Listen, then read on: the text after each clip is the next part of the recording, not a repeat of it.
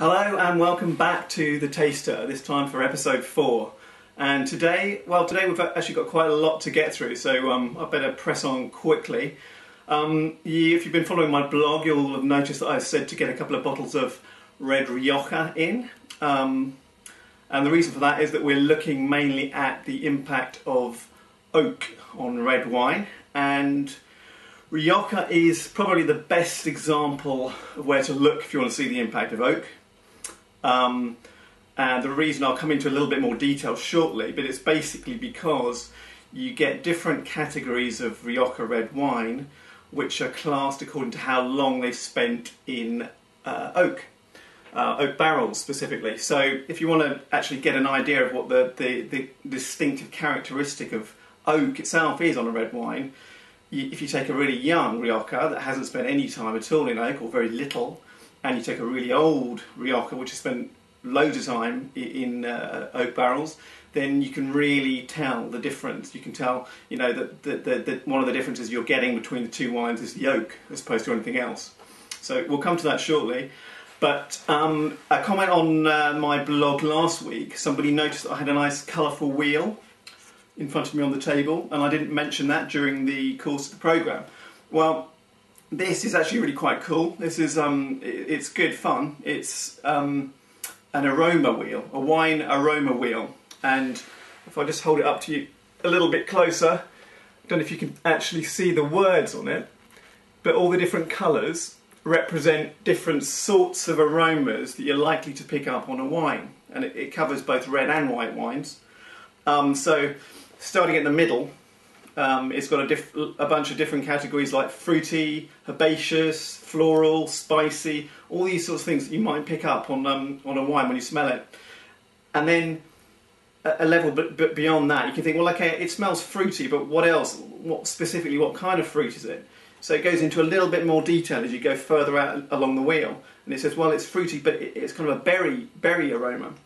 And then once you've got that, the final bit around the edge, the final ring, if you like, are the very specific flavours or aromas on the wine. So you've gone, oh yeah, it smells fruity, it's kind of a berry, kind of a scent I'm getting, and then you settle on, yeah, that's what it is, it's blackcurrant.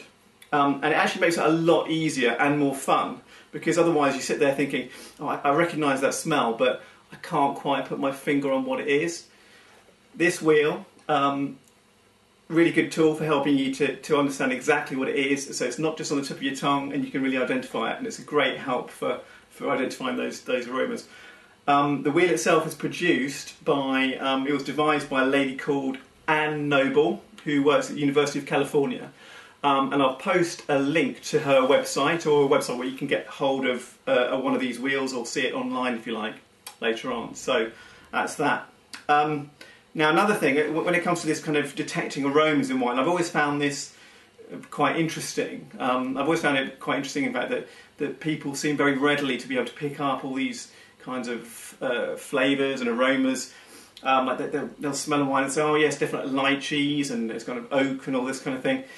But it's not actually as easy as it seems to do that. And to be honest, I wonder sometimes if people are kind of making it up a little bit. You know, they look to the back of the bottle or something like that. But if you want to be able to do that, probably the best way to do it is to really try and burn these aromas into your memory. And you can get some very expensive aroma kits online or in the shops, which have got little vials with little essences of all these different aromas. So, you know, all the sorts of aromas you get on this wheel. But they're very expensive, and you can actually do a pretty good job of developing your senses in this way without spending all that money. And the way to do that, or one way to do that, is to get a couple of cheap bottles of wine, a white and a red, and then, and this is where I've got all these little cups in front of me, just pour a little bit of each of those wines into a whole bunch of different cups like this. I've just got a load of paper cups, and I started off by pouring just a small amount into each, like a sort of shot or a double shot's worth, 25-50 mils. And and then adding in some other ingredients. And I've just brought along a selection of the sorts of things I've added bits of. So here's half a lime. I squeezed a bit of lime into one of them. There's some vanilla essence here. The famous lychees, which is particularly associated with a lot of Sauvignon Blancs, I find, and you can really tell it actually once you've done this. I'll come to that in a second. Here's some gooseberry jam. So pretty much anything you hear compared with wines, you know, if you've got some jams, just mix them in with some of these little pots of wine, and then put them away. You put a little label on them, and then just test yourself or something like that. You know, this one here is blackcurrant, and you can have a little game, you know, yourself or, you know, somebody else with you as well, kind of thing. You get all of these and see, it's a bit like a sort of memory game, you know, with the cards, where you're turning over the cards. Only in this instance, you hide the labels and you see which ones you can detect. And that's a really good game for developing your recognition of all the different aromas. And it means that when you then come to taste and smell the wines, you've got that reference point in your head from those. So that's, I'll put away these, it's a bit of a mess, but all sorts of stuff here. I'm just putting away some porcini mushrooms in red wine there, which is an interesting one. That's a sort of flavour you often, you know, the sort of mushroomy aroma which you'll often get compared to things like Old Burgundy and that sort of thing. But I'd highly recommend this on a rainy day, or, you know, make a party out of it or something. But yeah, it doesn't need to be good wine. Just, in fact, it's better, obviously, if it's not a cheap wine. Ideally, fairly neutral wine. So if it's white wine, something like an Italian wine is often, you know, not too laden with too many too many sort of strong flavours and aromas of its own. So anyway, that's that. Let's move on then to the Riojas and the oak aging.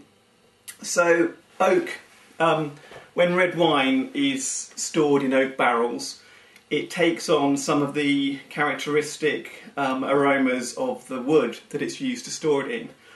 And you don't always get this, especially nowadays, because of course not all wine is stored at the winery in oak barrels at all. A lot of it's stored in huge, great stainless steel vats. So a lot of wines you get which don't have any oak characteristic at all. Others you get which do have a lot of oak, and that can be for one of two reasons. Either it's stored in an oak barrel, the sort of traditional way, or else it is stored in a big steel vat, but they add a load of oak chips specifically to give it that kind of oak characteristic. So what I'm going to do is I've got these two wines. Now this is a Rioja, which is an unaged Rioja. You might see the word joven, or it looks like Joven, Joven, on the bottle for one of these, and that means it hasn't been stored in oak barrels at all. It's a very young wine, and you can see on this one it's 2009, so it hasn't been aged. So that's my first wine. My second one here I've got is the opposite end of the scale. This is a Rioja, red Rioja, from 2001, which has been aged for some time, and you'll see, well, you might not be able to see on the screen at the moment, but this one says Gran Reserva. And in order for a Rioja to have the word Gran Reserva written on the bottle, it needs to have spent at least 2 years in an oak barrel and at least 3 years subsequently aging at the winery before they release it. So young wine, old wine, and we're expecting no oak characteristic, lots of oak characteristic. So I'm going to pour them out now. So I start with the young one. Quite a good amount there. And on to the older one, the Gran Reserva.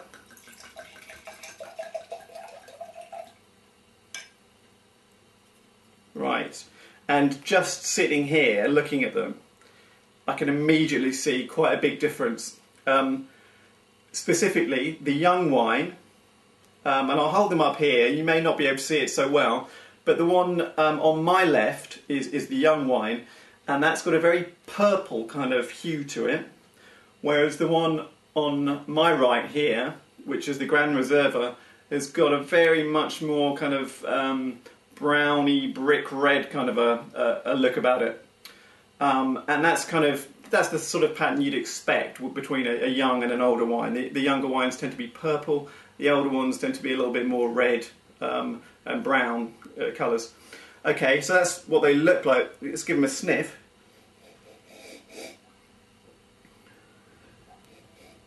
And that one's, the young one, it's very fruity. It's kind of red fruits, it's got a cherry type of an aroma coming off it. Some raspberry, strawberry maybe. And I can tell this with good authority, having just spent some time sniffing these different jams and that sort of thing in the red wine earlier. So, yeah, very fruity. Definitely can't pick up any kind of vanilla essence now, which is what I would expect in this next one I'm going to sniff now. Yeah, and straight away it just jumps out at you. It's got that real strong oaky kind of vanilla aroma. It's still got the fruits, but they're mingled in. It's a much more complex kind of aroma that's going on there now. It's very rich. It's almost a bit of maybe cinnamon, almost coconut or something going on, as well as vanilla. Just that very, very woody kind of aroma. Yeah, and that's very interesting. It's very nice. So on to give them a taste. Now I've actually forgotten my spittoon, I've realised today, so I'm going to have to drink the wines. So someone's got to do it. So giving this one another quick sniff.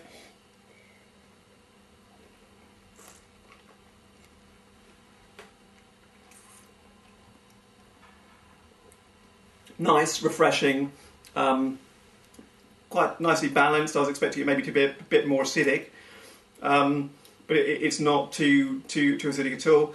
It's a kind of nice glugging holiday kind of a wine, I'd say. So you know, strong. Really comes out at you, that oak aroma.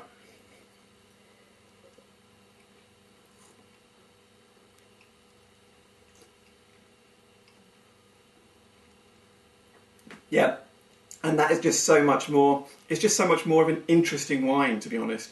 I mean, that's lovely, that's fine.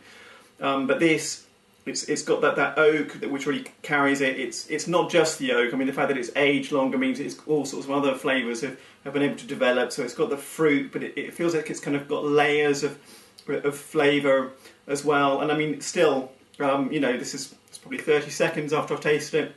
I can still feel them kind of developing a bit on my taste buds there.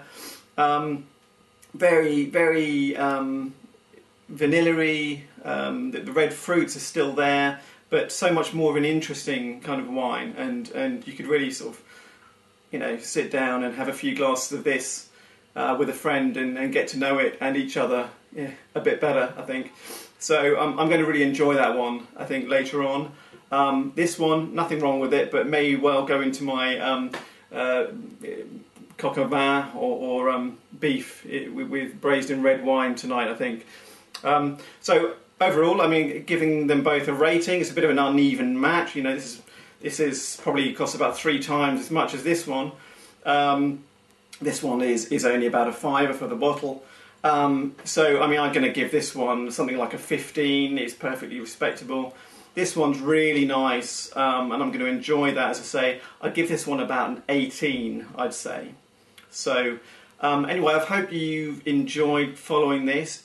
Do give it a go yourself. You'll really see what I mean about the particular oak aromas. And if you've ever wondered what people are talking about when they talk about oak on red wine, after doing this, get yourself a young, unaged Rioja and a Gran Reserva Rioja. You'll instantly know exactly what we're talking about.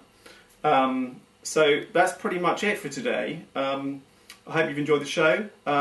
Do check out my blog every week on www.thetaster.co.uk and do leave a comment, and I shall see you next week. Thank you very much.